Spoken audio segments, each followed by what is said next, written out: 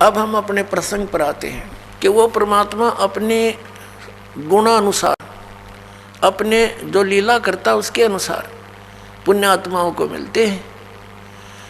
आदरणीय धर्मदास साहिब जी को मिले, जैसे दास जी ने आधा दर्जन पुण्यात्माओं के शुभ नाम आपके रूबरू किए।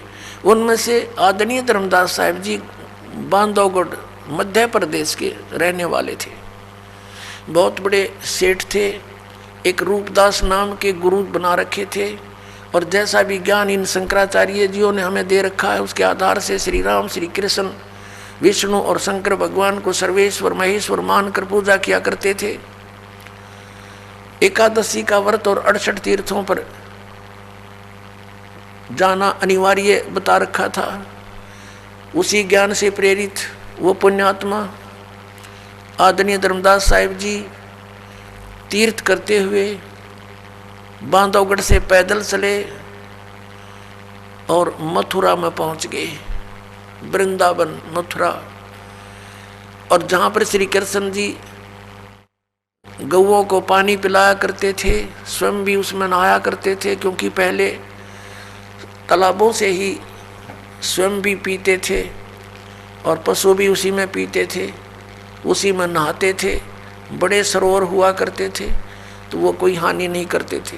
अब उस सरोवर में स्नान करने के लिए अपने गुरुजी के द्वारा बताए गए भक्ति मार्ग के आधार से मथुरा में पहुंच गए। उस जोड़ में नहाए, तालाब में स्नान किया और बाहर आकर के कुछ स्थान लिप्या, गाय के गोबर और मिट्टी मिला करके कुछ पवित्र बनाया स्थान। उस पर बैठकर अपना नित्य कर्म करने लगे, जो भी उनके गुरुदेव ने बता रखा था। उसमें पहले तो शालिग्राम की पूजा की, भगवान विष्णु की मूर्ति की,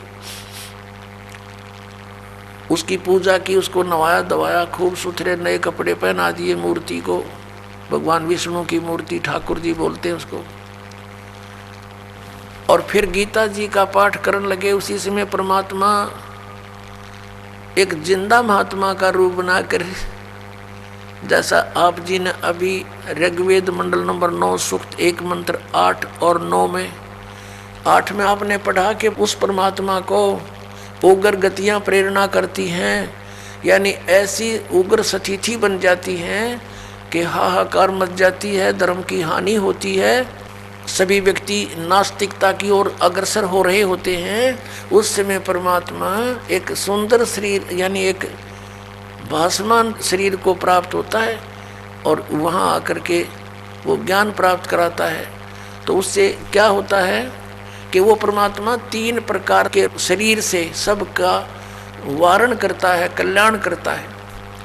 एक तो आपको बता, सतलोक में परमात्मा रहते हैं, उसके एक रोमकूप में करोड़ सूर्य मिला करोड़ चंद्रमा, ऐसा उनकी शोभा है, इतना प्रकाश है उनके बॉडी का, शरीर का, साकार है, मनुष्य दृश्य है। और दूसरा आपको बता, शिशु रूप धारण करके आते हैं, वो दूसरी प्रकार के फिर लीला में बड़े होते हैं। एक जनसाधारण की लीला प्रत्येक युग में करते हैं, उसी नाम से वो प्रसिद्ध रहते हैं और ज्ञान भी प्रचार करते हैं, जिस कारण से वो कवियों के माध्यम से, लोकोक्तियों के माध्यम से अपना ज्ञान प्रचार करते हैं, जिससे वो प्रसिद्ध कवि भी कहलाते हैं। ऐसा वेदों में लिखा है। ऋग्वेद मंडल नंबर 9 सूक्त 96 में 96 के मंत्र 16 से लेकर और 20 तक ये स्पष्ट उसमें किया हुआ। समय के अभाव से आज दास आपको नहीं दिखा सका, फिर कभी दिखाएंगे। और तीसरे प्रकार का ये है कि वो एक कभी भी प्रकट हो जाते हैं, साधु रूप बना लेते हैं, संत जैसी वेशभूषा बनाकर, जिसको लोग ज़्यादा प्रभावित होते हैं, जिससे उस रूप में जाकर प्रकट हो जाते हैं। फिर उनको कैसे डील करते हैं? यदि वो जाते ही किसी को कह दें कि तेरा ज्ञान गलत है तो कोई नहीं सुने, लड़ पड़े, काल ने इतने भ्रमित कर रखे हैं। तो परमात्मा ने जाकर के साधु रूप बना करके एक जिंदा महात्मा का रूप बनाकर, जिंदा महात्मा मुसलमानों में होते हैं, विशेषकर काला ओवरकोट पहनते हैं, एक काला ओवरकोट पहनते हैं पूरा घुटनों से नीचे तक का, एक काला कच्छा पहनते हैं अंडरवियर, और एक काला टोप रखते हैं ऐसे चोटे से वाला। ये वेशभूषा होती है जिंदा संत की।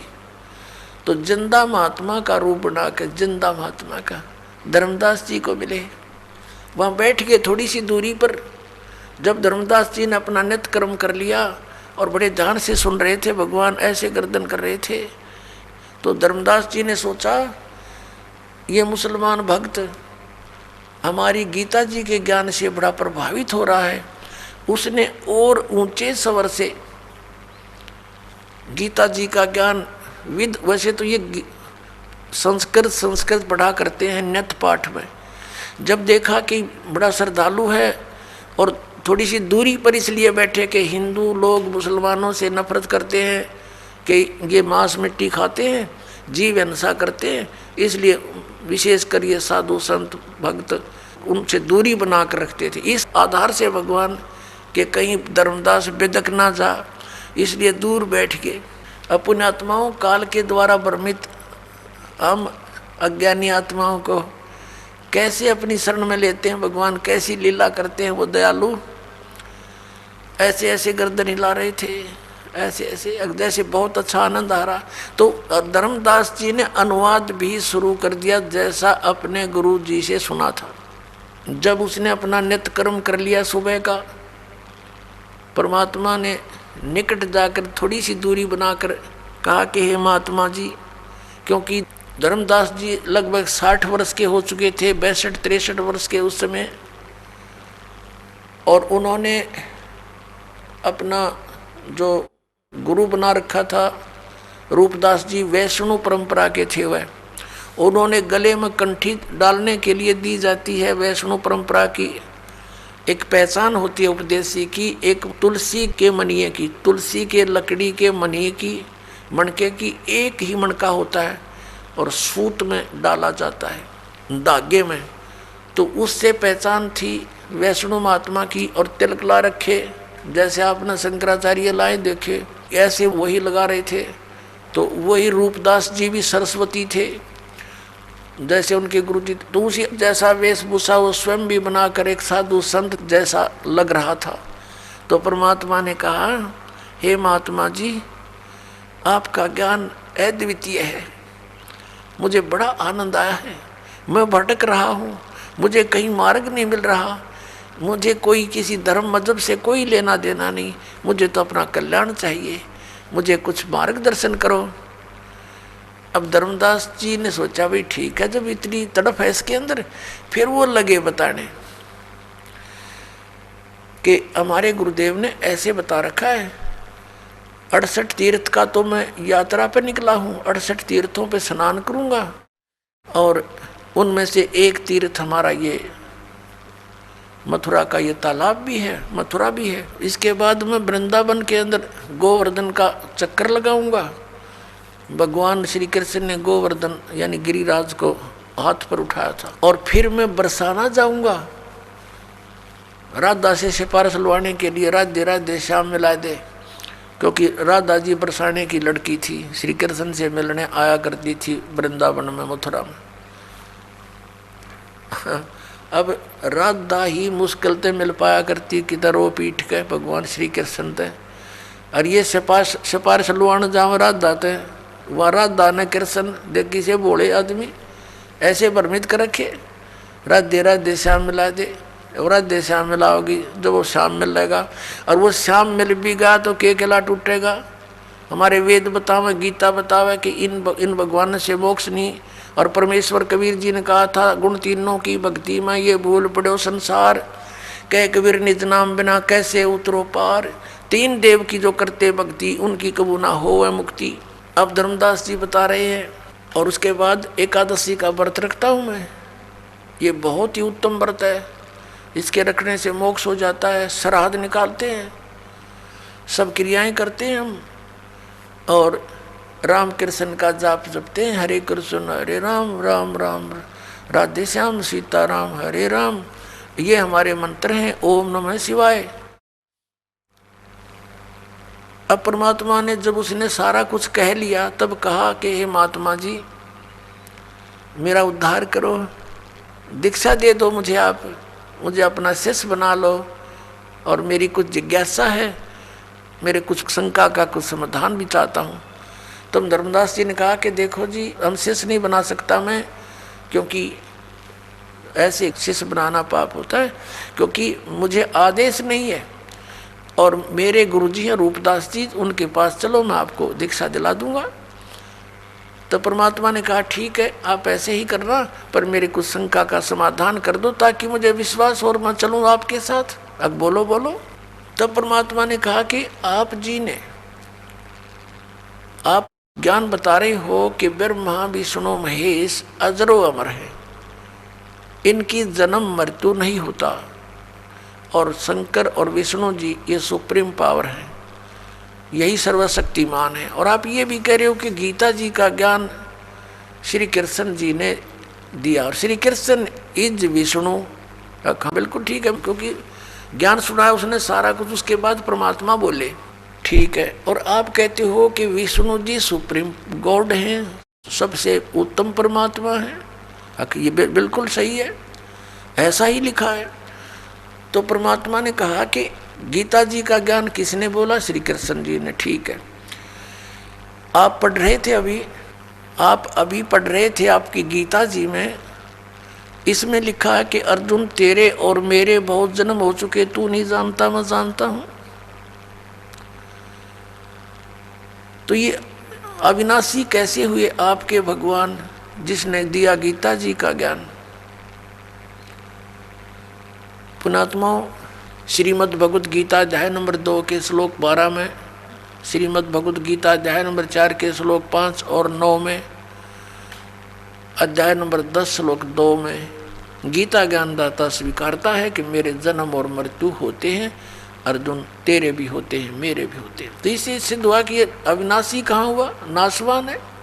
अभी आप कह रहे हो कि 18वें अध्याय के 62वें श्लोक में आप पढ़ रहे थे, क्योंकि धर्मदास जी ने मोटे मोटे यानी मेन से श्लोक बोले, परमात्मा की दया होती है, उसने वही श्लोक बुलवा दिए जो उसकी आंख खोल सके थे।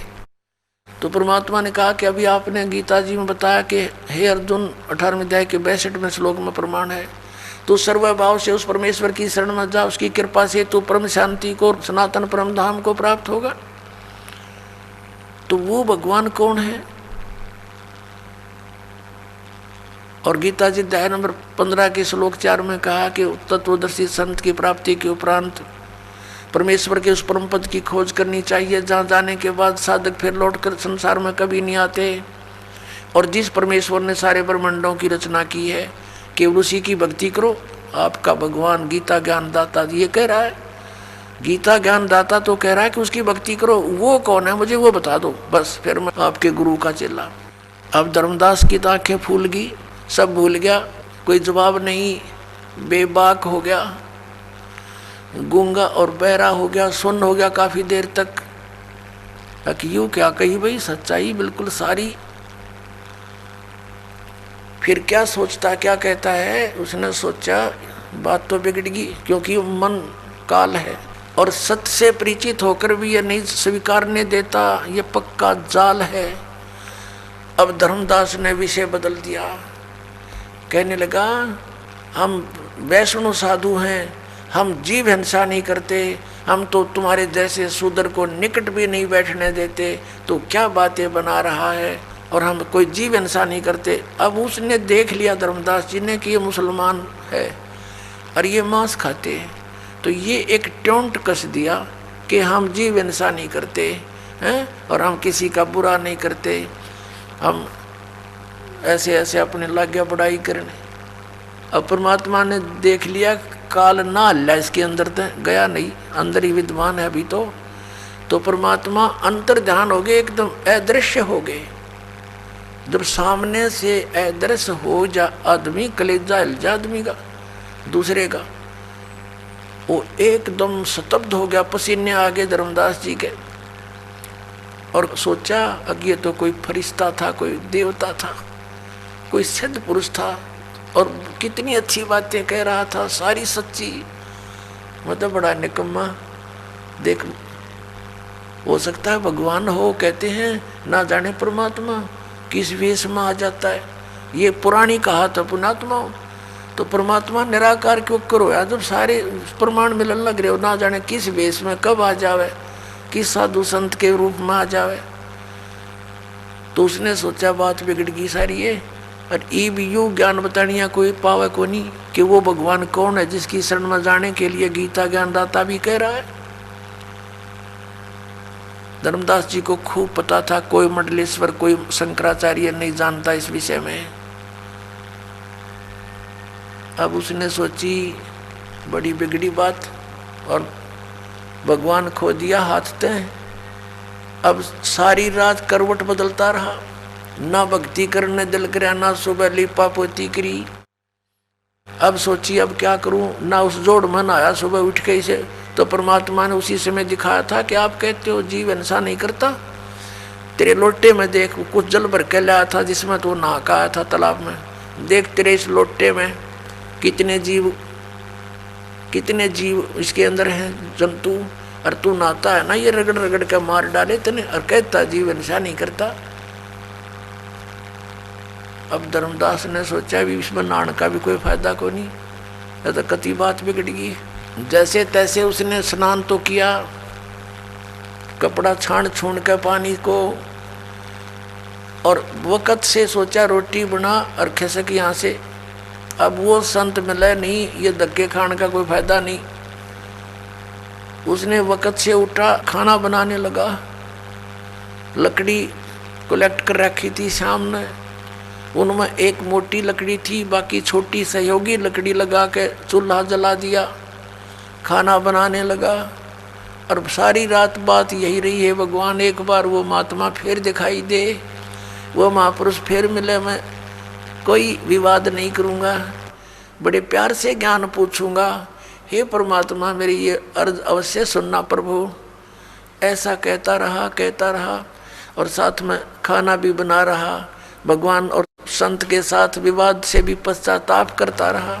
आंखों से आंसू बह रहे थे कि यह कौन बनी मेरे साथ, ये कैसा ज्ञान मुझे सुनाया, किसने सुनाया, कौन था वो। ऐसे खाना बनाते बनाते क्या हुआ, सूर्य उदय हो गया, सुबह सुबह रोशनी सी शीघ्र हो जाती है।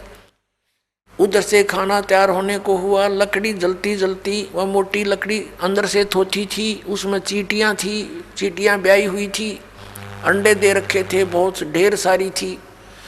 जब धर्मदास जी की दृष्टि पड़ी, जब वो केवल 9 इंच की रह रही थी, बाकी जल चुकी थी सारी, तब उसने देखा, अरे तेरे की क्या देखा कि उस ओलो पॉइंट में, यानी उस थोथे स्थान से चींटियाँ अंडे मुख में लेकर बाहर आ रही हैं, और कुछ थोड़ी सी गीली लकड़ी होती हैं, उनका जलते समय पिछले हिस्से पर कुछ तरल पदार्थ सा उबल रहा होता है, मॉइस्चर उसके अंदर होते हैं, वो बाहर उबल रहे होते हैं, और वो चींटियाँ आगे तो जल रही हैं, अग्नि से बाहर निकलने की चेष्टा करते हैं तो जल रही हैं, उस उबलते हुए तरल पदार्थ पर गिरती है, लकड़ी के एंड पर वहाँ जल रही है। उसी समय उसने आव देखा ना ताव देखा, अपना लोटे का पानी डाल दिया, लकड़ी बुझा दी, जितना भोजन बना था वो अलग रख दिया, और सोचने लगे आज तो मैंने जुल्म कर दिया, हे भगवान इतना पाप है, कहाँ रखूँगा इसको मेरे भगवान ने, आज तो मैंने जुल्म कर दिया, इतनी चींटियाँ फूंक दी, इनके अंडे बच्चे भी साथ ही जल गए। अब उसने सोचा कि इसका प्रायश्चित करता हूँ अपनी सोच से कि आज आहार नहीं करूँगा, मैं निराहार रहूँगा, मैं भोजन नहीं खाऊँगा, इस भोजन को किसी साधु संत भगत भूखे को खिला दूँगा, इस पाप से मेरा छुटकारा हो जाएगा। इस उद्देश्य से लेकर के पूरा सामान रख के, भोजन थाली ढक के, और चल पड़ा संत की तलाश में। कहते सोचल छिद्र मैं करूँ, परमात्मा कहते कबीर जी अपने जन के काज है। और वहाँ बैठ के साधु संत रूप बना के, जिसको संत मानते थे हम, लाल कपड़े हो या तो दाढ़ी बड़ी हो या कति मुंड मुंडा रखा हो, गल में माला हो, तिलक लगा रखी हो, उनको हम संत मानते थे। उसी रूप में हिंदू वाले साधु संत रूप में एक वृक्ष के नीचे बैठ के धर्मदास की नज़र गई।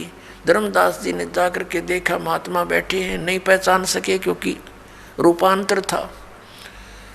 आगे रख दिया उसके सामने, आहार रख के कहा भगवान ए महाराज भोजन पालो, भूख लगी होगी, परमात्मा ने कहा हाँ भाई धर्मदास जी भूख लगी है, रख दो।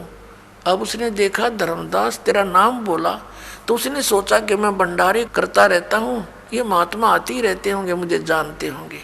कहा भोजन खाओ महाराज। परमात्मा ने क्या किया, एक लोटा रखा था जल का अपने पास, उससे थोड़ा जल लिया और थाली में रखे भोजन पर मंत्र बोलकर छिड़क दिया। एक मंत्र सा बुदबुदाया। कुछ ही देर में क्या देखा कि सारे भोजन की चींटी बन गई और काली थाली होगी। चींटियों से अंडे मुंह में लेकर थाली से बाहर निकलने का प्रयत्न कर रही है। तब परमात्मा उसी जिंदा वाले महात्मा के रूप में विराजमान हुए, वही रूप बना लिया और कहा अरे अन्यायी, आप कह रहे थे कि मैं जीव हिंसा नहीं करता, तेरे से तो कसाई भी अच्छा, और ये पाप का भोजन तो मुझे खिलाने लाया था। जब धर्मदास जी ने देखा कि तो वही महात्मा है, चरणों में पड़ गया, पैर पकड़ लिए, रोए बुरी तरह कि महाराज माफ करो मुझ पापी अपराधी को, मुझसे कल बहुत बड़ी भूल हुई, भगवान मुझे कुछ और ज्ञान सुनाओ। तब परमात्मा ने उसको ज्ञान सुनाया, सृष्टि रचना सुनाई। अब फिर वागी बात वहीं पर माँ विष्णु महेश पे कि ये अजर अमर नहीं है, इनकी जन्म मृत्यु होती है।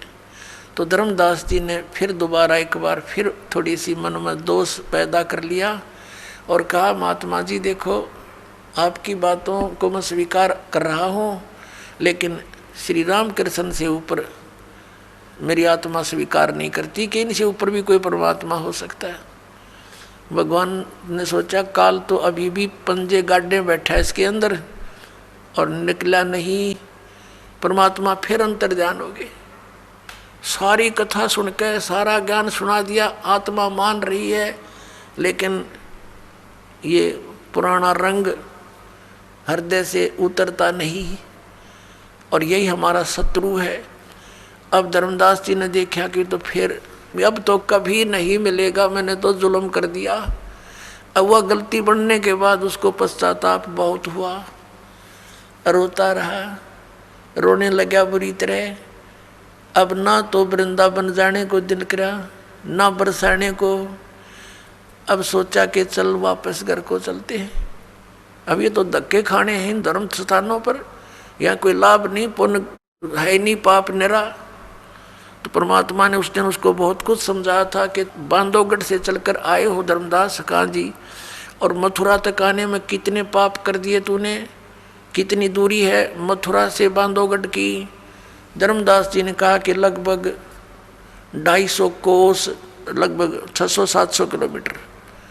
तो वहाँ से यहाँ तक आने में कितने जीव मारे आपने, पैदल आए हो कहाँ जी, तो वो आपके बैड अकाउंट में लिख दिए गए।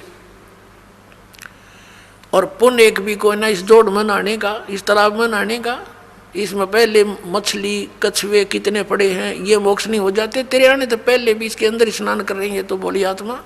तो इस तरह का बहुत सा ज्ञान परमात्मा ने उसको दिया था। उस आधार से उसका हृदय हट गया कि ये तो सचमुच गलत साधनाएं हैं, यह बात बनी नहीं। अब फिर क्या हुआ, रोता हुआ घर को चल पड़ा। अब उसके विषय में आदरणीय गरीबदास साहिब जी को जो परमात्मा ने ज्ञान दिया उसके आधार से कुछ वाणी सुनाते हैं। दर्जन दे का रूप शैल वृंदावन कीनी, तहाँ मिले धर्मदास करत हैं बहुत अधीनी।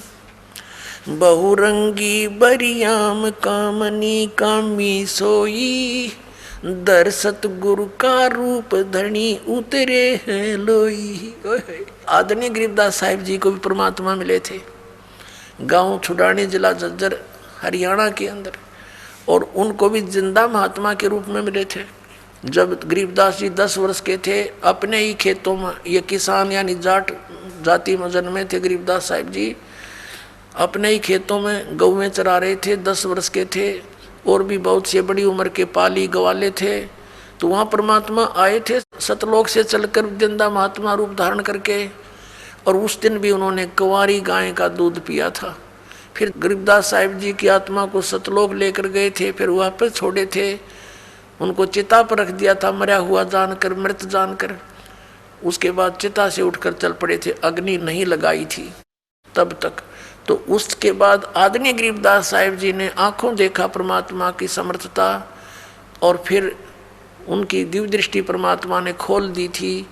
उन्होंने अपने उस परमात्मा से प्राप्त ज्ञान के आधार से फिर परमेश्वर कबीर जी की महिमा को कलम तोड़ बोला।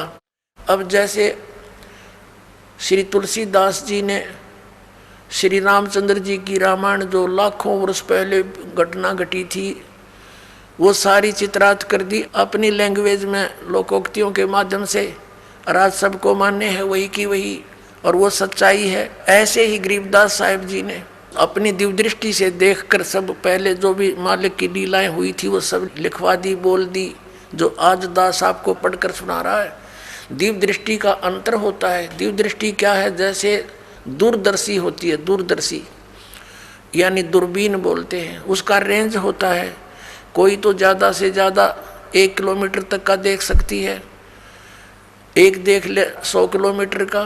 तो ऐसे इनमें रेंज का अंतर होता है, अक्षमता का अंतर होता है। ऐसे ही गरीबदास जी की जो दिव्य दृष्टि थी वो बहुत पावर की थी। उन्होंने लाखों वर्ष पहले की और कोई अरबों युगों पहले की सृष्टि तक की रचना को एज इट इज सुना दिया जो भगवान ने बताया था। तो क्या कह रहे हैं? अब परमात्मा से परिचित थे ही वो, उन्होंने क्या कहा?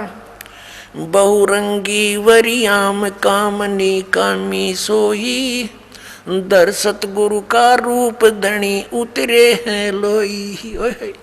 सतगुरु का रूप धर के, एक तत्वदर्शी संत का रूप धारण करके, धनी, धनी माने खुद मालिक, सबके मालिक, धनी माने मालिक, सबके मालिक, वो धनी उतरे हैं लोई। वो परमात्मा कबीर जी आए थे धरजन दे का रूप शैल वृंदावन कीनी, तहाँ मिले धर्मदास करत हैं बहुत अधीनी। धर्मदास जी बहुत प्यार से बोला करते थे, भगत थे वो।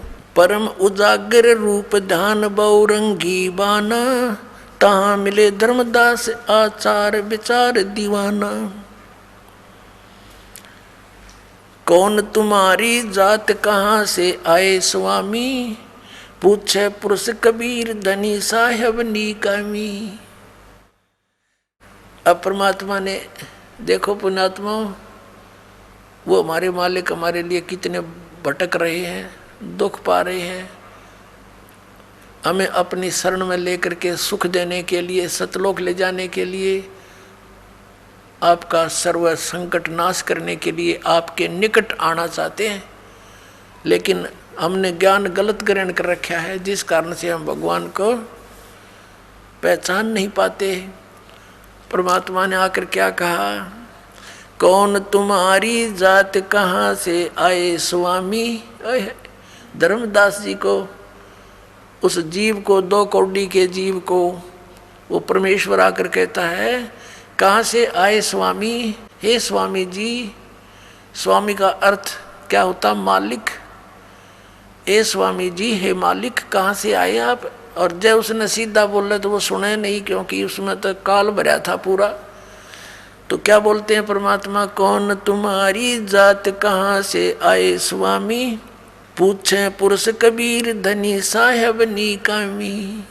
पूछे धनी कबीर साहेब नीकामी, उसका कोई स्वार्थ नहीं, फिर भी हमारे लिए भटकते रहते हैं। अब धर्मदास जी बताते हैं, हम वैष्णो बैरागी धर्म में सदा रहा ही, सुधर न बैठे संग कल्प ऐसी मन माही।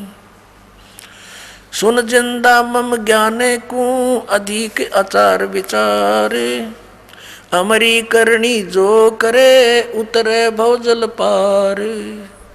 श्रीमद् भगवत गीता अध्याय नंबर 4 के श्लोक नंबर 25 से लेकर 30 तक वर्णन किया है कि कोई तो देवताओं की पूजा करता है, कोई केवल सदग्रंथों के स्वाध्याय करके ही करता रहता है, कोई योग आसन ही करता है, कोई अहिंसावादी यानी तीक्ष्ण व्रत धारण करता है, मुंह पर पट्टी बांध कर नंगे पैरों घूमता है, और कोई किसी प्रकार से साधनाएं करता है, कोई हठ योग करता है, घोर तपस्या करता है, और सभी अपनी अपनी साधनाओं को, उपासनाओं को पाप नाश करने वाली मानते, यानी श्रेष्ठ मानते। तो ऐसी धर्मदास जी बताने लग गया कि जो हम बतावे ना ऐसी क्रिया कर ले, उसका मोक्ष हो जाता है, कल्याण हो जाता है, भवसागर से पार हो जाता है। सुन जिंदा मम ज्ञान को, धर्मदास जी कहते हैं, हे जिंदा महात्मा, हे जिंदा सुन मेरे ज्ञान को। अधिक आचार विचारे हमारी करनी जो करे, उतरे भव जल पारे।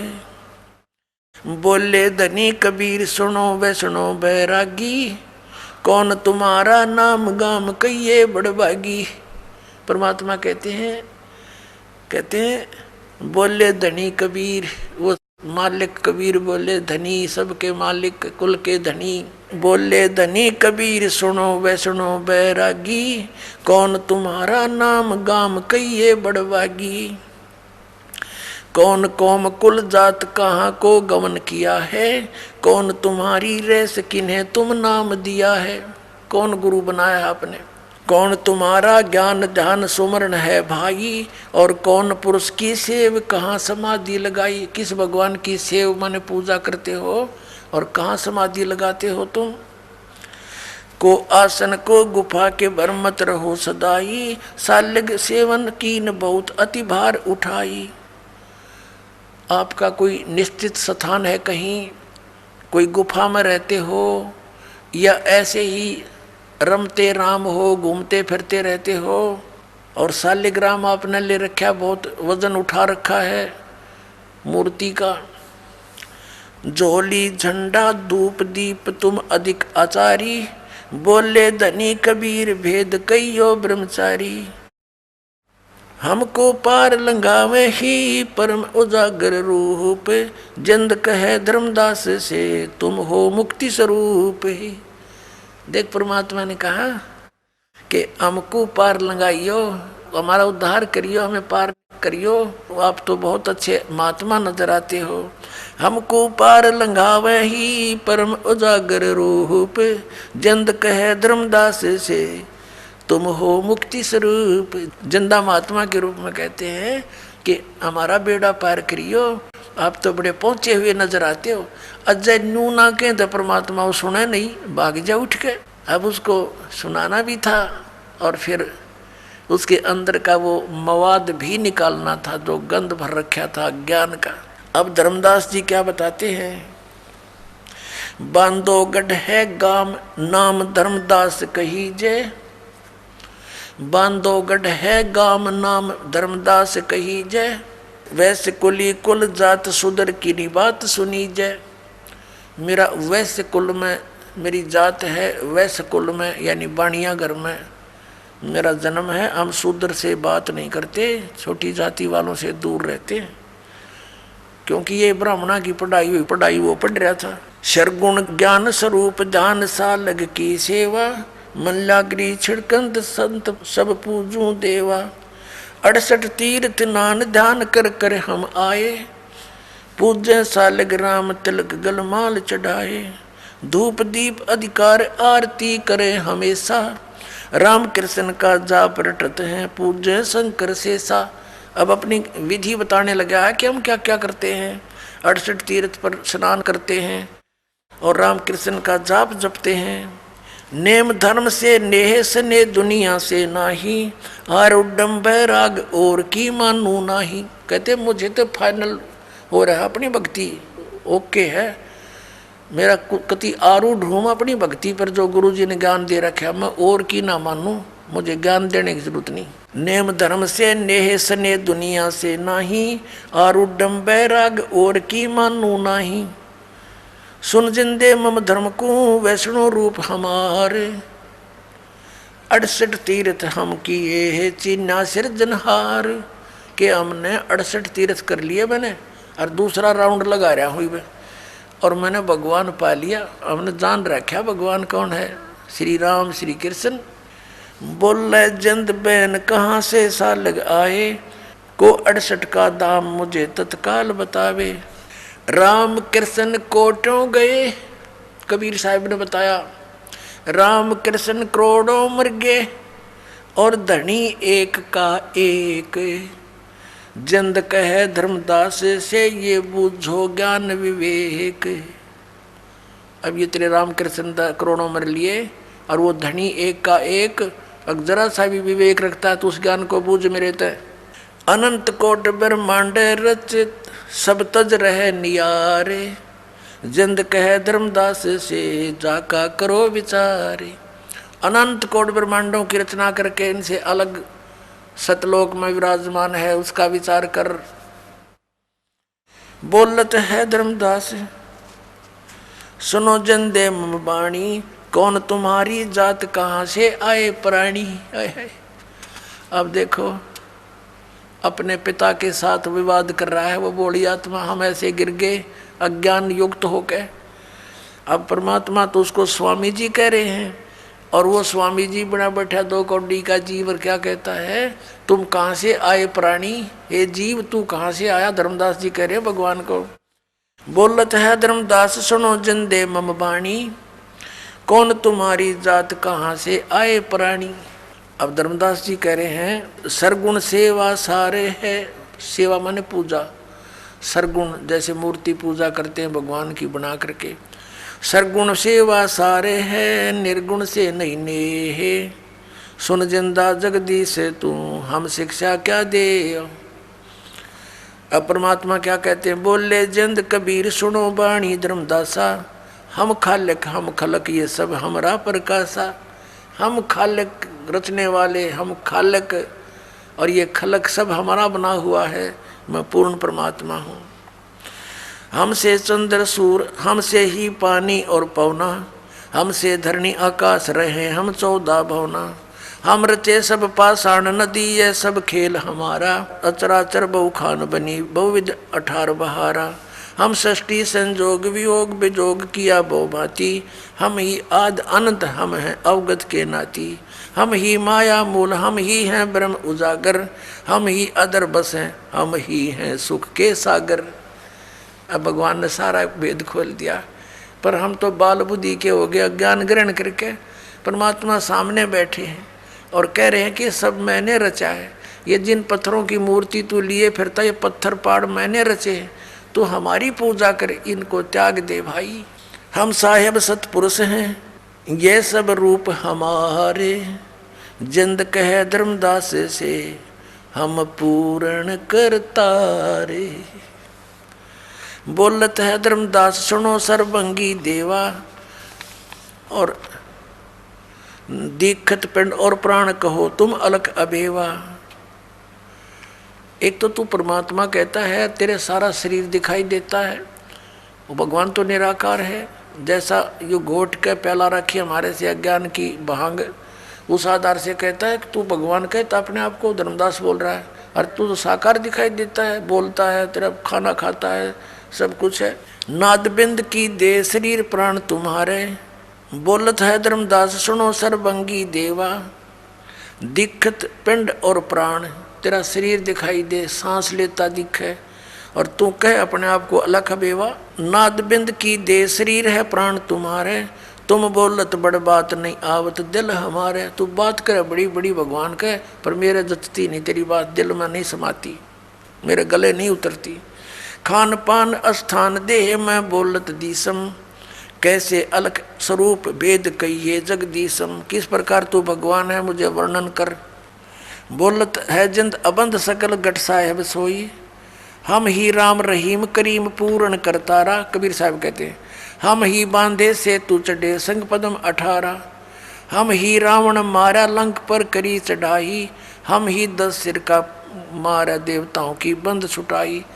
अब परमात्मा कहते हैं तुम जिस राम श्री कृष्ण के ऊपर आश्रित हो, जब श्री रामचंद्र जी हार चुके थे, थक चुके थे, रावण मर नहीं रहा था, और जब जीव हार लेता है परम पिता को याद करता है, कोई परम शक्ति है, तो उसके पूर्व संस्कार उस पूर्ण परमात्मा स्वयं जाते हैं और गुप्त रूप में कहते हैं हमने ही रावण मारा था, राम के बस का ना था वो मारना। और समुद्र पर पुल भी राम से नहीं बना था, 3 दिन तक घुटनों पानी में खड़ा होकर के श्री राम प्रार्थना कर रहा था समुद्र से रास्ता दे दे, रास्ता दे दे। उसने रास्ता नहीं दिया, जब मारना चाहा तो समुद्र रूप बाहर आया ब्राह्मण रूप में। फिर उसने बताया था कि आपकी सेना के अंदर नल और नील नाम के 2 संत हैं, उनके हाथों में उनके गुरुदेव द्वारा दी गई शक्ति है, उनके हाथों से पत्थर डूबते नहीं, उनका सहयोग ले लो। उस दिन उस नल और नील में भी अभिमान आ गया था। उन्होंने भगवान को याद ना करके, गुरुदेव को याद ना करके सीधी प्रभुता दिखानी चाहिए थी। वो पत्थर डूब गए थे, उनके हाथों से तरे नहीं थे। तब परमात्मा स्वयं गए थे वहाँ पर, मुनिंदर रूप में आए हुए थे, ऋषि रूप में कबीर जी सतपुरुष। तब रामचंद्र जी ने देखा, नल नील ने कहा कि देखो हमारे गुरु जी आगे, इन्होंने हमें ये शक्ति दी थी। तब श्री राम ने प्रार्थना की थी संत मुनिंदर ऋषि जी से, परमेश्वर से, कि हे भगवान, हे ऋषि जी, अपने भक्तों को तो अब शक्ति दे सकते हो, आप तो परम शक्ति युक्त हो, कुछ रजा बख्शो। ऐसे ऐसे सारी अपनी कहानी दुख भरी बताई कि ये ऐसे ऐसे हो गया हमारे साथ, समुद्र पर से जाना अनिवार्य है। तब परमात्मा ने कहा, एक सोटी ले रखी थी भगवान ने, एक छड़ी, कहा कि आ जाओ मेरे साथ साथ। एक बहुत बड़े पहाड़ के चारों तरफ रेखा अंकित कर दी कि इसके बीच बीच के पत्थर उठा लो, ये हल्के कर दिए हैं। तब वो पत्थर उठाए गए और फिर वो पुल बनाया गया था। पुण्यात्माओं, सच्चाई से हम कोसों दूर हैं। सच्चाई का हमें पता नहीं, कहते जगत का पेख ना पेखा, धनी का नाम ना लेखा। अब क्या बताते हैं, हम ही रावण मार लंक पर करी चढ़ाई, हम ही 10 सिर मारे देवता की बंद छुटाई, हम ही राम रहीम करीम पूर्ण करतारा, और हम ही बांधे सेतु यानी पुल हमने ही बनाया था, और चढ़े संग पदम 18। बोलत धर्मदास जिंद जननी को थारी, कौन पिता प्रवेश कौन गति रहन अधिकारी, क्यों उतरे कलमा ही कहो सब भेद विचारी, तुम निज पूर्ण ब्रह्म कहाँ अनपान आहारा, कौन तुम्हारा धाम नाम सुमरण क्या कहिए, तुम व्यापक कलमा ही तो कहाँ साहेब रहिए, जिंद कहे धर्मदास सुनो सतगुरु की वाणी, हम ही संत सुजान हम हैं सारंग पाणी। आगे क्या बताया, हम उतरे तुम काज सुन से किया पियाना, शब्द रूप धर दे समझ बाणी सुर ज्ञान। अब परमात्मा वही बात बोल रहे हैं जो वेद बता रहे हैं कि हम उतरे तुम काज, तुम्हारे लिए, तेरे लिए उतरा पुण्यात्माओं समझाने के लिए, और सुन से उस सतलोक से जहाँ और कोई नहीं परमात्मा रहते हैं, उस आसपास जो सुन स्थान से पार, वहाँ से यानी सतलोक से किया पियाना, वहाँ से प्रस्थान करके आया हूँ मैं सतलोक से तुम्हारे कारण। हम उतरे, हम अवतरे, हम नीचे आए, उतरे, हम उतरे तुम काज सुन से किया पियाना, शब्द रूप धर दे समझ बानी सुर ज्ञाना, निरख परख कर देख नहीं भौतिक हमरे काया, हम उतरे तुम काज नहीं कुछ मोह न माया। अब परमात्मा कहने लगे, देख मेरा शरीर टच करके देख, ये तेरे जैसी ये आड़चाम का शरीर नहीं मेरा। जैसे यजुर्वेद अध्याय नंबर 40 के मंत्र नंबर 8 में कहा कि शुक्रम अकायम ऐसनाविरम, वो कबीर मनीषी, उस परमात्मा की काया शुक्र से बनी हुई नहीं, माता पिता के योग से नहीं है। ऐसनाविरम अकायम, उसके शरीर के अंदर स्नायु नहीं है, नाड़ी तंत्र नहीं है। तो यहाँ परमात्मा भी कह रहे हैं, नहीं नाद नहीं बिंद नहीं पांच तत्व आकारम, मेरा ये 5 तत्व का शरीर आकार नहीं है। गुड़िल्ला ज्ञान अमान हंस उतारूं पारम, नरक परख कर देख नहीं भौतिक हमरे काया, हम उतरे तुम काज मेरे कुछ मोह न माया, कि मैं कोई मोह माया में नहीं हूँ यहाँ पर, न किसी लालच में तेरे पास आया हूँ। और नरक परख कर देख हमारी पंच भौतिक काया नहीं है। गगन सोन में धाम है वो अवगत नगर नरेश, गगन सोन में सबसे टॉप मोस्ट प्लेस पर हमारा धाम है। अगम पंथ कोई जाने नहीं ये खोजत शंकर से हेस, ये तुम्हारे भगवान भी खोज रहे हैं, उसको वहां तक ये पहुंच नहीं पाए। बोलत है धर्मदास सुनो सतगुरु सैलानी, निरख परख से न्यार भेद को अकल अमानी। परमात्मा कहते हैं, ना मैं जन्मू ना मैं रू, ना मैं आऊं न जाही, जन्म मरण का आना जाना मेरे नहीं है। शब्द विहंगम सोने में, ना हमरे धूप न छाही। बोले जंद सुनो धर्मदासा, हमरे पिंड प्राण निश्वासा। गर्भ योनि में हम नहीं आए, मादर पिदर ना जननी जाए। कहते हैं बोले जंद, जंद रूप में, जिंदा रूप में बैठे भगवान कहते हैं सुनो धर्मदासा, हमरे पिंड प्राण नहीं श्वासा, हमारे शरीर में श्वास नहीं है, हमारा तुम्हारे जैसा पिंड नहीं है, शरीर नहीं है, हमारे तुम्हारे जैसा पिंड यानी शरीर नहीं है, प्राण नहीं है, श्वास नहीं है। गर्भ योनि में हम नहीं आए, हम किसी माँ के जन्म नहीं लिया। मादर पिदर ना जननी जाए, हम किसी माता पिता से जन्म नहीं हुआ मेरा। शब्द स्वरूपी रूप हमारा, क्या दिखलावे आचार विचारा। अब जैसे धर्मदास ने कहता कि मैं जीव हिंसा नहीं करता, परमात्मा याद दिलाते तुम कितना पाप करते हो दिन भर में। सत्य ब्राह्मण की है हत्या, जो चौका तुम देवो नेता। जो तुम चौका देते हो, लीपते हो जितने पोर्शन को और वहाँ खाना बनाते हो, इसमें इतने जीव हिंसा हो जाती है सूक्ष्म प्राणी। जैसे सत्य ब्राह्मण की हत्या कर दियो, इतना पाप तेरे बैड अकाउंट में लिखा जाता है। सत्य ब्राह्मण की है हत्या, जो चौका तुम देवो नेता। ब्राह्मण से हत्या जो होई, जल स्नान करत हो सोई। और 1000 ब्राह्मण की हत्या, इतना पाप लगता। जब तुम इस तालाब में, इस मथुरा के जोड़ में नहाते हो, इसे तीर्थों में मसल मसल कर रगड़ रगड़ के ना जाने कितने जीवों का नाश कर देते हो। अपने साफ जल में नहाओ, घर बैठ के धक्के खाते फिरो ऐसे। ना कोई गीता में लिखा है 68 तीर्थ करना। गीता में लिखा हरे राम हरे कृष्ण सीताराम राधे श्याम मिला दे। गीता जी पढ़ते हो और उसके विपरीत साधना करते हो भगवान के, तुम अपराधी बन गए हो। भगवान का नियम तोड़ दिया है, शास्त्र विधि त्याग कर मनमाना आचरण कर रहे हो। अब धर्मदास सुन हो गया अपने आत्माओं। जब दूसरी बार भगवान अंतर ध्यान हुए, उसके बाद वो रोता हुआ चल पड़ा। अब यहाँ थोड़ी सी जीव हिंसा गिनाते हैं कि सत्य ब्राह्मण की है हत्या, जो चौका तुम देवो नेता। ब्राह्मण से हत्या जो होई, जल स्नान करत हो सोई। पृथ्वी ऊपर पग जो धारे, करोड़ जीव एक दिन में मारे। तुम सैर सपट्टा करते हो, काम बस जाते हो, यहाँ तीर्थ पर आते हो, एक दिन में करोड़ ब्राह्मण की हत्या कर देते हो। इतने जीव, करोड़ जीव एक दिन में मारे, घूमन फिरन में 1 करोड़ जीव मार देते हो और वो तुम्हारे बुरे अकाउंट में लिखे जाते हो। और इस तालाब में इस तीर्थमान का पुण्य तो एक भी को नहीं, क्योंकि गीता में प्रमाण नहीं, तो वो यूजलेस है, वो दंत कथा है। और तुम पाप नरे इकट्ठे कर लिए बहुत गने, तो पुण्यात्मा ये मार्ग ठीक नहीं। फिर क्या बताते हैं, कहते खान पान में दमन प्राणी, कैसे पाओ मुक्त निशानी। तुम कहते हो ना भी हम जीव हिंसा नहीं करते, और रोटी खाते हो, खान पान में भी बनाते समय जीव जले और खाते समय जीव मरे, तो कहते तुम कैसे मोक्ष प्राप्त करोगे इस तरीके से। और जो मंत्र हैं तुम्हारे वो यूजलेस है, वो गीता जी में प्रमाणित नहीं है।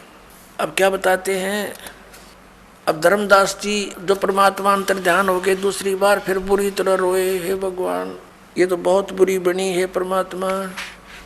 तावा रोवत धर्मनी नागर, कहाँ गए मेरे सुख के सागर। जब परमात्मा अंतर ध्यान हो गए तो फिर रोने लगा धर्मदास। फिर जो परमात्मा ने सारा ज्ञान दिया, तो उसके बाद उसने फिर भी खरपतवार रहा। तीसरी बार जो परमात्मा अंतर ध्यान हुए, तब उसने क्या कहा, धर्म कह सुन जिंद तुम, हम पाए दीदार। गरीबदास नहीं कसर कुछ, उगड़े मोक्ष द्वार। फिर क्या कहता, त्रिदेवन की महिमा अपारम, ये है सर्वलोक करतारम। अब वो अंदर का गंध फिर उछल गया, उसके अंदर भरा हुआ था ज्ञान। क्या कहता, त्रिदेवन की महिमा अपारम, ये है सर्वलोक करतारम। सुन जिंदा क्यों बात बनावे, झूठी कहानी मोहे सुनावे। मैं ना मानू बात तुम्हारी, मैं सेवत हूँ विष्णुनाथ मुरारी। गौरी शंकर गणेश मनाऊं, इनकी सेवा सदा चतलाऊं।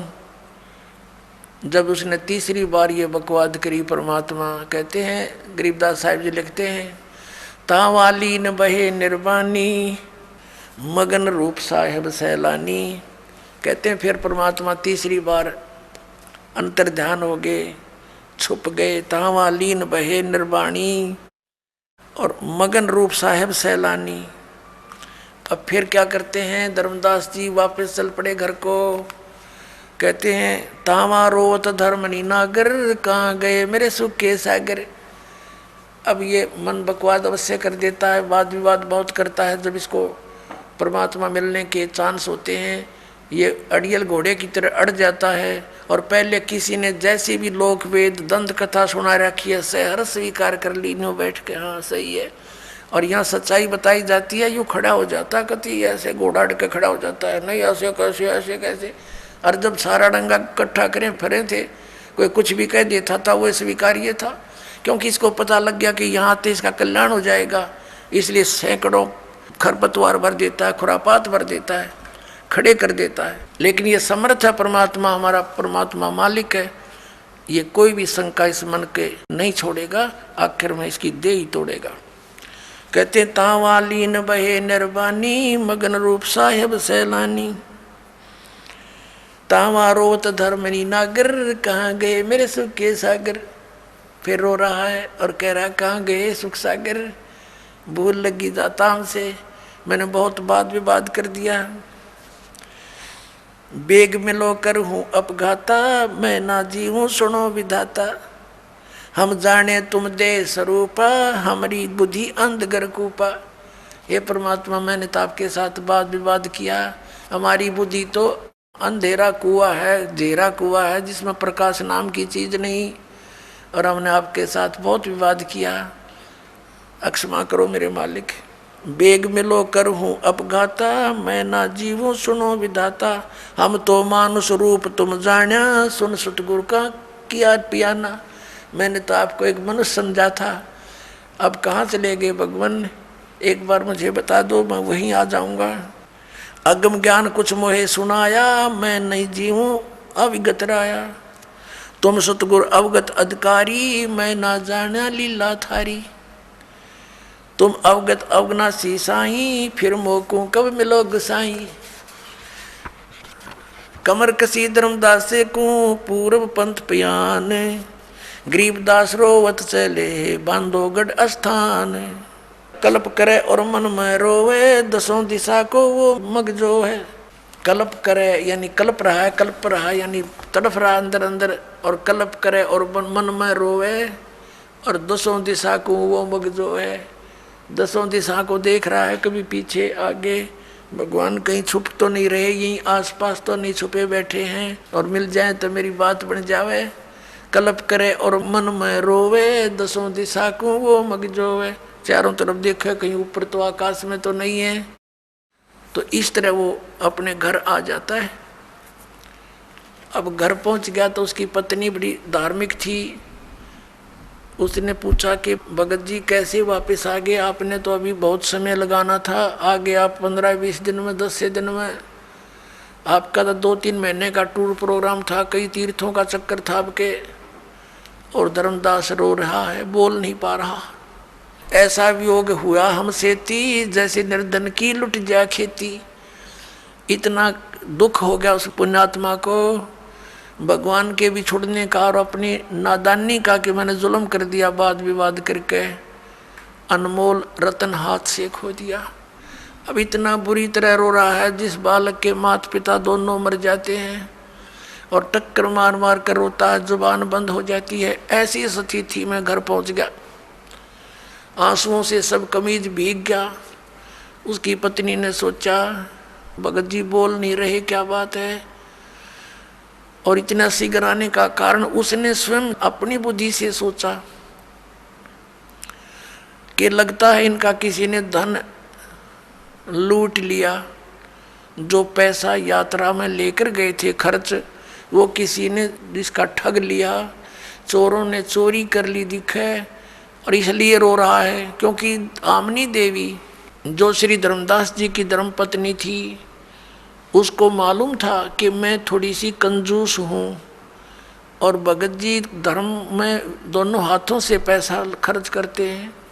तो आमनी देवी कई बार टोक दिया करती थी कि धर्म हिसाब का किया करो भगत, बच्चे भी पालने हैं, जबकि धन की कोई कमी नहीं थी उनका, एक नेचर हो जाती है हमारी। तो उस आधार से उसने सोचा कि कहीं भगत जी इसलिए रो रहा हो कि मैं ही टोका टाकी करूँगी, इसने नाटूंगी कि और पैसा ना ले जा, बतेरे हो गए तेरे धर्म कर्म, तो इसलिए रो रहा हो कहीं मेरा काम अधूरा रह गया और यही ना नकुर करेगी, मानने को नहीं। तो उसने कहा भगत जी आपका किसी ने धन लूट लिया, कोई बात नहीं, आप कितना धन ले जियो, मैं मना नहीं करूं कति आपको, मेरे कारण दुख ना पाओ। और भगवान ने कोई कमी छोड़ रखी, तुम्हारे इतना धन दे रखा, और ले जाइयो धन, अपना काम पूरा करके आओ। अब वो रोता रहा और उसकी सुनता भी रहा बहुत बुरी तरह। काफ़ी देर में जाके उसका हिचकी बंद हुई, धीरे धीरे रोता हुआ कहने लगा कि आमनी यदि ये भौतिक धन मेरा नाश हो जाता मुझे कोई दुख नहीं था, और ले जाता मैं तेरे से प्रार्थना करके, इसका दुख मुझे नहीं था। मेरे से आज ऐसा धन हाथ से चला गया, अब शायद मुझे वो मिला नहीं, मैं इतना नीच हूँ। और मैंने ऐसे ऐसे उस महापुरुष के साथ ऐसी जलालत कर दी, और तीसरी बार उसके साथ मैंने विवाद करके हाथों से खो दिया। अब वो मिला निर्मय जीव नहीं। फिर उसने से धीरे धीरे जब शांत सा दिल हुआ, आमनी जी को सारी पिछली जो घटना थी सारी सुना दी। आमनी ने कहा कि आप तो बुद्धिमान व्यक्ति थे, और लाला जी तो बिजनेस में माहिर होते हैं, आप इस सौदे को कैसे चूक गए।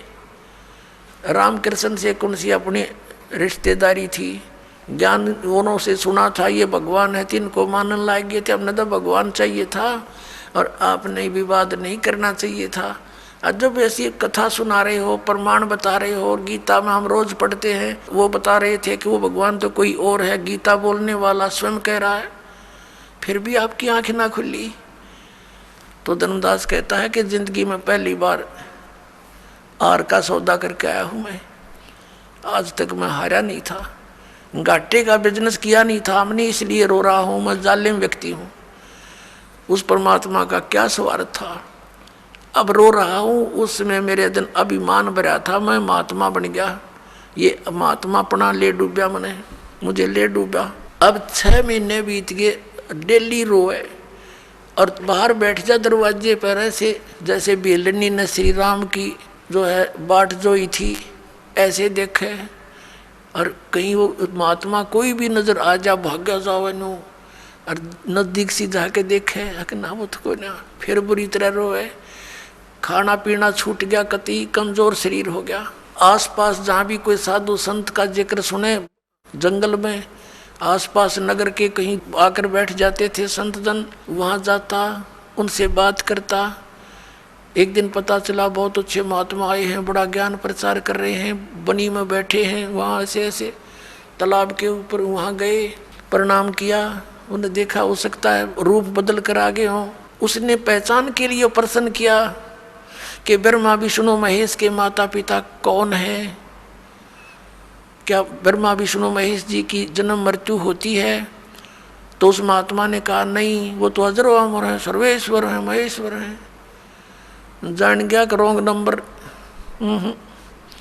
ने बोला कि ये तो कौन रॉन्ग नंबर है, तो कि वो बोली बोला जो हम पहले गुण गाया करते सुनते थे। उठ के आ गया, फिर रोया खूब। एक दिन परमात्मा ने प्रेरणा करी उसकी पत्नी के अंदर। आमनी ने पूछा कि एक बात बता, ऐसे तो आप रो रो कर मर जाओगे, कोई बात चली हो आपकी चर्चा में, उन्होंने कुछ हिंट दिया हो, वो कैसे मिलेंगे, फिर कहाँ मिलते हैं, कहाँ रहते हैं? धर्मदास जी को याद आई कि हमारी चर्चा में उन्होंने ये जरूर कहा था कि जहाँ भी धर्म भंडारे होते हैं वहाँ मैं जाता हूँ, धार्मिक जो भंडारे किए जाते हैं वहाँ मैं अवश्य जाता हूँ, और कोई भगत संत मिल जाता उसको समझाता हूँ। तो आमनी ने कहा आप भंडारा ही कर लो, इसी तरह आ जाए मत। उसने खुशी हुई, कहाँ ठीक है। 3 दिन का भंडारा रख दिया, सब जगह निमंत्रण भेज दिया। अब सभी आ रहे हैं, साधु संत भोजन खा रहे हैं, जा रहे हैं, वो देख रहा है। साधु वो तो ना आए महात्मा थे। तीसरा दिन हो गया, आफ्टरनून होगी तीसरे दिन की, बाद दोपहर, और मन में संकल्प कर लिया कि परमात्मा यदि आज नहीं आए ना, आपका दास नहीं रहेगा संसार में। कति फाइनल कर लिया उसने, औपचारिकता नहीं, कति हृदय में दृढ़ होगी कि आज नहीं आए तो मैं आत्महत्या करूंगा, फाइनल फैसला करके। और देख रहा है ऐसे ऐसे साधु संत तकरीबन सब खाकर चले गए। 10-20 भक्त शेष रहे थे संत, और धर्मदास बहुत मायूस हो गए थे। उसी समय उसकी दृष्टि पड़ी, 100 फुट की दूरी पर एक वृक्ष कदम का पेड़ था, उसके नीचे वही परमात्मा विराजमान थे, जिंदा महात्मा के रूप में। धर्मदास दौड़ कर गए, भाग कर, अरनू देखा ध्यान तक, हो ये तो वही आगे। अरे ऐसे सीने का लपट गए कतीनों, अगदा से अब निकल ना जा मेरे हाथ मत। अरनू रो, आँखों में पानी पड़े, हे भगवान माफ़ कर दियो पापी को, बड़ी गलती हुई मेरे से। हे भगवान कभी जिंदगी में गलती नहीं करूँगा, कोई बात विवाद नहीं करूँगा, जो आप कहोगे वही करूँगा। तो परमात्मा ने कहा कि इनको मेरा भेद ना बताना और इनको चलते कर दे। परमात्मा ने ये मालूम था कि ये आगे ना ये वाद विवाद करने लग जाएंगे सारे साधु संत, और इसने बेचला लेंगे बेचारे ना, फिर इसको ब्रह्म बांट देंगे, मुश्किल है खेत समारा इसका। तो उनको फटाफट विदा कर दे। धर्मदास कह जी जाना नहीं, अक नहीं जाऊँगा, जाना ना भगवान, अक नहीं जाऊँगा, मेरा वचन है ये। तो फिर उसका दिल सा रुका, सब साधु संतों को फारिग करा, उनको दक्षिणा वेक्षणा दे गए, वो नकलियों को डिगाया, पैर पकड़ के कहा भगवान दास की कुटिया चलियो। परमात्मा तो गए उस उद्देश्य से अंदर जाकर आमनी से अपनी पत्नी से कहा भाग्या भाग्या, वो धन पा गया जिसकी मुझे तलाश थी। आगे गुरुजी, आगे गुरुजी, महाराज जी आगे।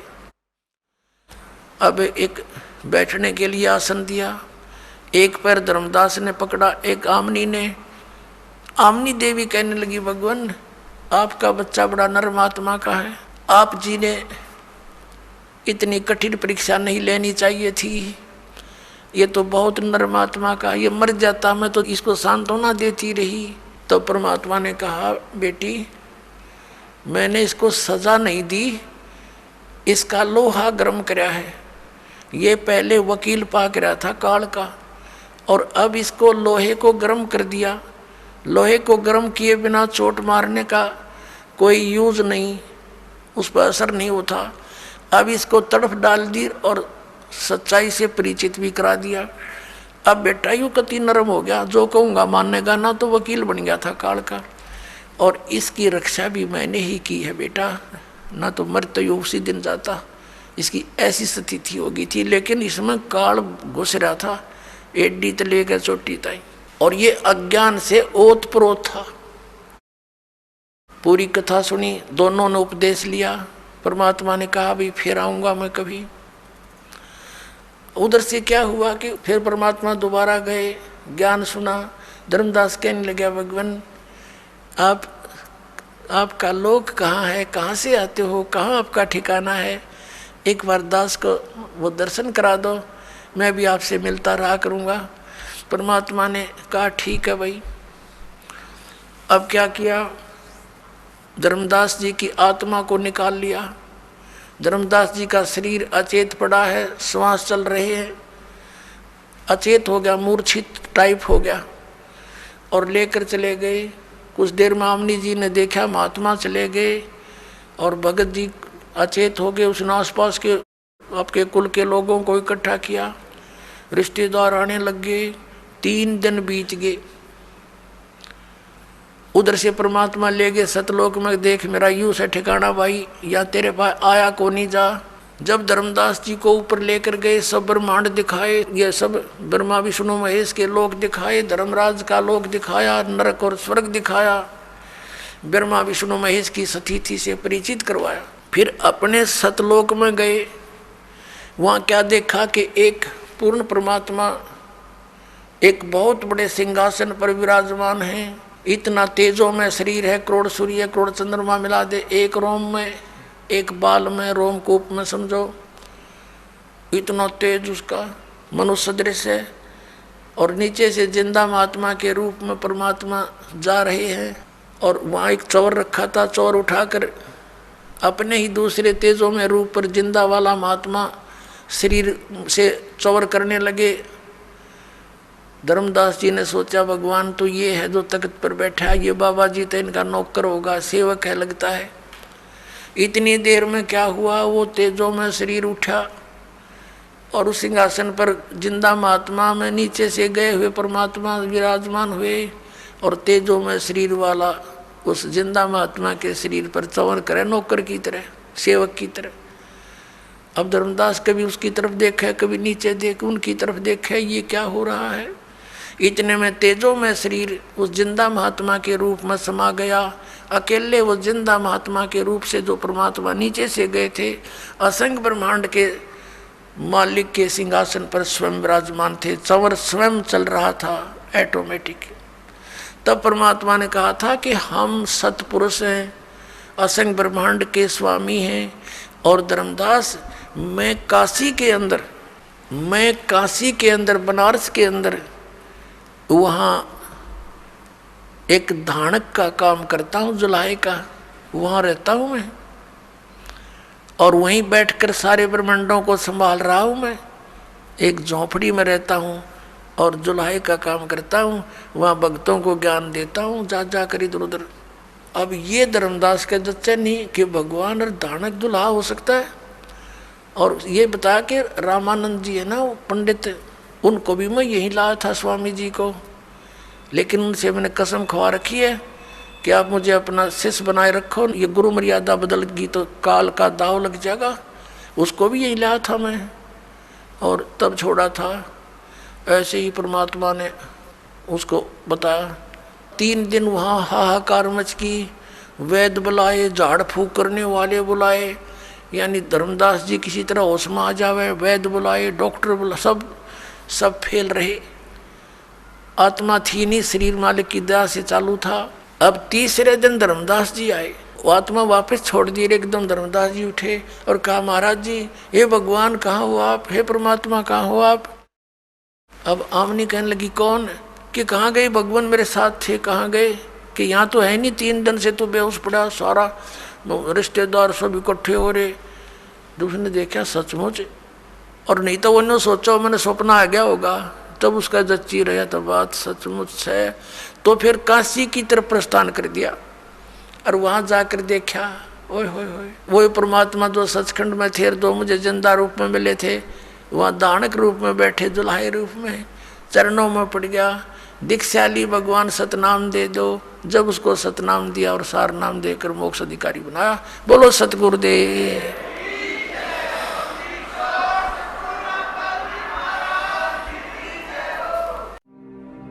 और अधिक जानकारी वसंत रामपाल जी महाराज जी से निशुल्क नाम दीक्षा प्राप्त करने के लिए संपर्क करें। हमारे संपर्क सूत्र है 8222880541 8222880542।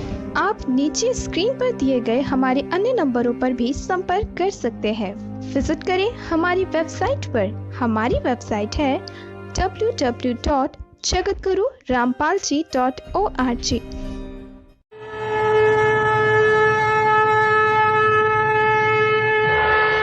बंदी छोड़ कहते हैं भाई भक्ति करा करो गणी गणी। और ये समय ये दाव फिर नहीं लगेगा।